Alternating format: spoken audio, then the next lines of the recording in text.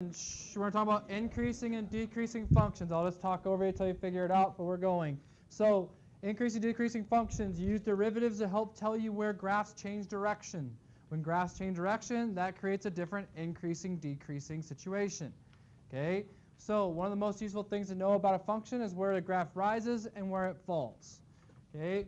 The graph of f shown in the figure below falls from A to B, so this would be a decreasing section. That's increasing, that's decreasing. Okay, so those points are critical points. That's where the direction changes. Okay, so we say f is decreasing on the interval 1 to 3. So 1 to 3 is a decreasing interval. And then it's increasing 3 to 6 and decreasing 6 to 8. Okay, don't forget your interval notation. Your interval notation with the square brackets versus rounded brackets is included versus not included. In this case, we don't include the point because where they change direction, it's neither increasing or decreasing. Right? At the point where it's a max or min point, it's neither increasing or decreasing there, so we do not include it. That's why they're rounded. Questions on that? No? Okay. All right. So in general, f is called an increasing on interval if it just means from the certain, this right here is decreasing to 0. This is increasing from 0 and onward. So this would be the increasing interval. Excuse me. I like to put minus for decreasing, plus for increasing. It's decreasing from negative infinity over here to 0, and then it's increasing from 0 to infinity. Okay, again, the 0 is not included because it's a min point. It's not doing either there. Okay. Any questions before we start talking about how the derivative helps us? Okay, so to see how the derivative function can tell us where the function is increasing or decreasing, we look at the following diagram. This right here is simply just x squared, right? That's just an x squared graph. What's the derivative of x squared? 2x. We're going to get to this the next thing. 2x tells us where it's increasing or decreasing. What I mean by that is, if I put a 1 in for this, what do I get? That's positive, right? If I put a 3 in, 6, etc. So those are all positive. How do I get a negative slope when I have negative numbers? That's why in this case, all negative numbers, which is negative infinity to 0, are decreasing. All 0 to infinity are all positive numbers, so they're increasing. So let me say that one more time. X squared's derivative is this. We said this right here is the values of decreasing. Every number in there, so negative 10, gives me a negative number. A negative number stands for decreasing. Every number between 0 and infinity, 10, gives me 20. That's a positive number. That stands for increasing. Okay? So the derivative tells you where that change happens. Okay, we'll get to know how we do that some more, but here's the actual picture of it. All right, so here's test for increasing and decreasing functions. If f prime is greater than 0 for all x in the interval, then f is increasing. If f prime of x is less than 0 for x, then it's decreasing. That's what I just told you. It's essentially in definition form. I'll go ahead and pause this. It's a red box, so it could be useful. All right, so let's get to the first example. So find the intervals in which the function 1 minus 5x plus 4x squared is increasing and decreasing. So what we're going to do is we have to take the derivative first and foremost. So derivative of 1 is nothing. Negative 5x is negative 5. 4x squared is 8x. That's the derivative. And now what we're going to do is we're going to set up in two inequalities for increasing and decreasing. We're going to say when is negative 5 plus 8x less than 0? When is negative 5 plus 8x greater than 0? This signifies my increasing piece. This signifies my decreasing piece. And we solve. So this one we add the 5.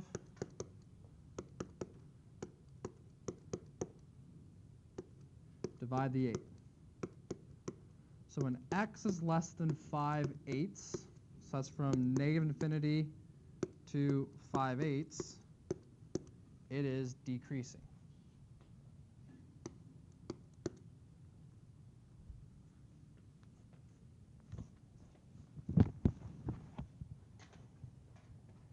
Now we do the other one. Same thing, we add 5, 8x greater than 5, divide 8. When x is greater than 5/8, so 5/8 to infinity, it is increasing. We're going to talk about why that makes sense in a second after you get that down. You should know your parabolas well from Math 20, right? All you need to know, okay, looking at this, is that that's obviously a parabola. That's a quadratic, correct? It's a positive 4, so the parabola, is it going up or down? It's going up. I don't know where it's at, but I know it looks like this, correct? Notice that here's the min. The min's going to be at 5/8. Do we understand that? 5/8 is the point where it's going to be a min or max. We don't know what that is. We could find it very easily. But 5/8 is where it changes direction. But look, that's 5/8. To the right of the 5/8, what's it doing? It's increasing. That's to the right. 5/8 to infinity. 5/8, and behind it, it's decreasing. Okay, so decreasing, increasing there. Okay, any questions on that?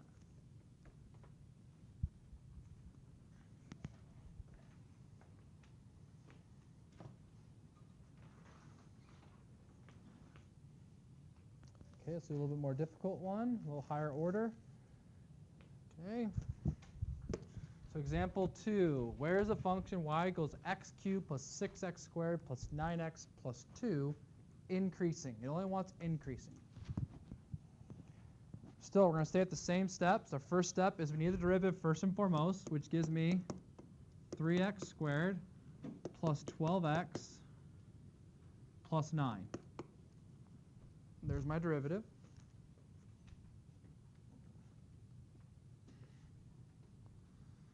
We want increasing, so we want this. We want it to be bigger than 0. But it's not a simple algebra problem. I can't just solve like the last one because it's a quadratic. I have to solve through factoring. I have to solve through those things. So what we're going to have is, it comes back to our pre-calc review, we're going to have critical points. We talk about, we have to test regions with a plus or minus chart and figure out where is it greater than 0, where isn't it. Okay? So for example, I'm going to take the 3 out first here because I can GCF that. And I can factor that. That's where I'm at. Okay, we want this to be greater than 0.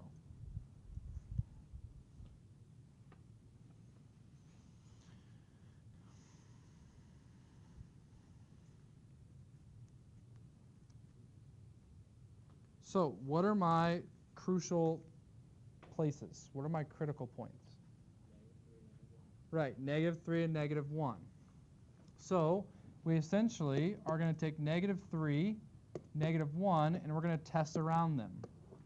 We're going to test before -3, after -3. It's a bad spot to put the lines.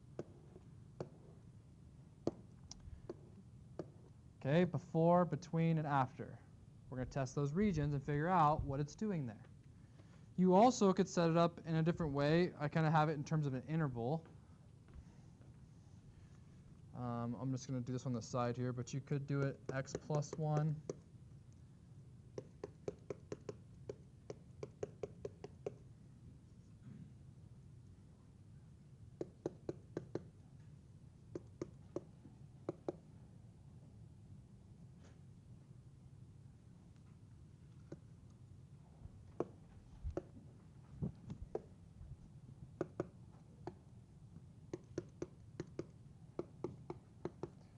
Okay, so this is another way you can kind of set the table up, and you can just say what it's doing at these spots. Like, what's it doing when x is less than -3? So let me show you how this one works really quick. I think this one's a little bit more practical. So, like, what's a number less than -3? Negative 4. What's negative 4 plus 1? So it's a negative, right? I just care about negative positive. Negative 4 plus 3 is, what's a negative times a negative? Positive. And so that's a section of increasing. Okay. I also need to account for the 3, but since this 3 is positive, it doesn't change anything, so I don't have to put anything. So I'm just saying, if you pull out like a negative, you need to have a negative here. Okay, we'll get to that. But this table is a little more practical to me. You can do the other one if you want. So what you would do with this one, it just takes a little bit longer. You would just put negative 4, and you'd plug it in here and see what you get. So you would go negative 4 plus 3, negative 1, negative 4 plus 1, negative 3. 3 times negative 3 times negative 3 would be 9. You'd get positive. That's all you would do there. You're just plugging in the value. I'll do them both at the same time here. Okay, this here, something between negative 3 and negative 1, negative 2, negative 2 plus 1, negative, negative 2 plus 3, positive, negative times a positive is a negative. Remember, this stands for increasing. This stands for decreasing. I'll do the same thing. Again, I'm doing the same thing 2 different ways. If that's confusing you, just focus on me talking about one of them. Negative 2 in here, plug it in. Negative 2 plus 3 is 1.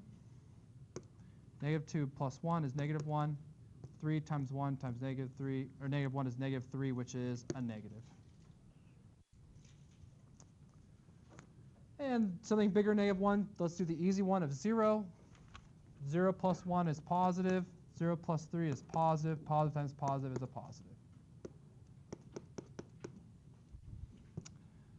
3 times 3 times 1 is 9, which is positive.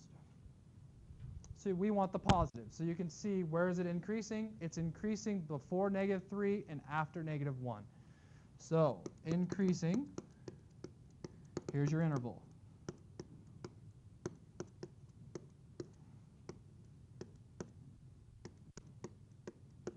That's where it's increasing.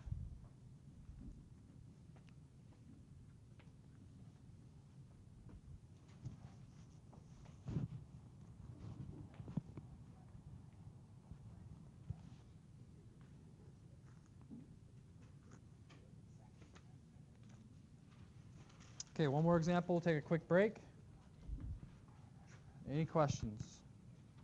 Derivative. Solve if you can. If you can't solve, then you're going to have to use a plus or minus chart.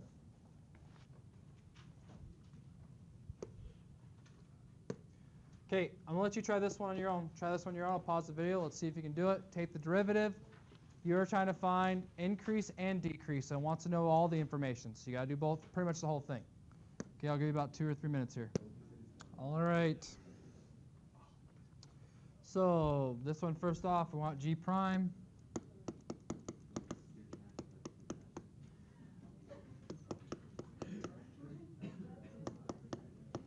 Okay, we got G prime there. We can also GCF it, so 4x.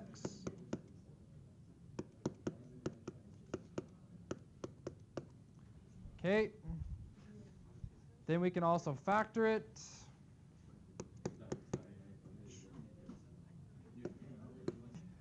Okay, so x minus 4, x plus 1. Okay. So we take the derivative. We have that now. So we have our 3 things we're looking at in terms of our critical points. Our critical points are 0, 4, and negative 1. So I need you to understand that means how many sections do we have? 4. Yeah, we have before 0, between 0 and 1, negative 1, between negative 1 and 4, and after 4. So we have 4 sections to look at. Okay. So I write it again. I suggest you do too, like this, like that, like that, and then like that. There's my 4 sections.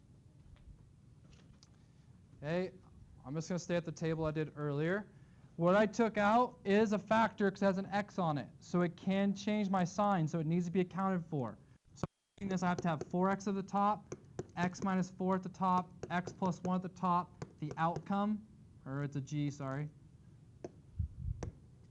Outcomes just like, is it positive or negative? And then what does that mean, increase or decrease? Okay, so this is how that table just kind of lines out. Something smaller than -1. So let's just do -2. That makes this negative, negative, negative. 3 negatives is a negative. Decreasing.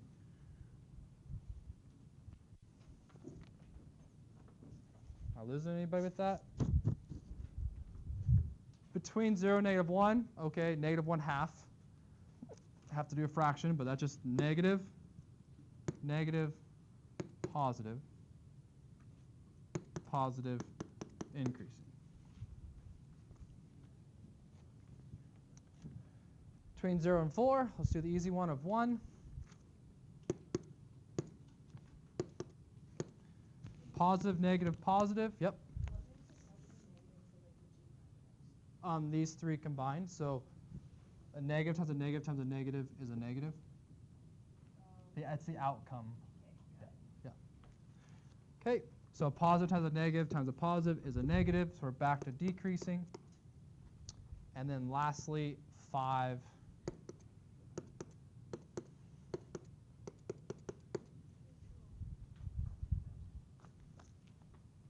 Okay, take a second if you have questions. I'm ready.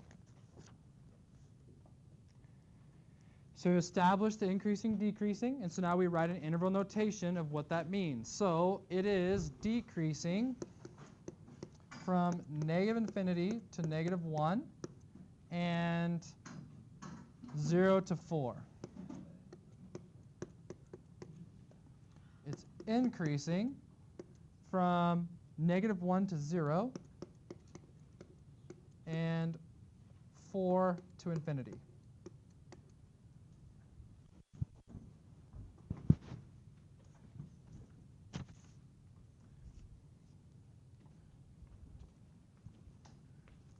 Okay.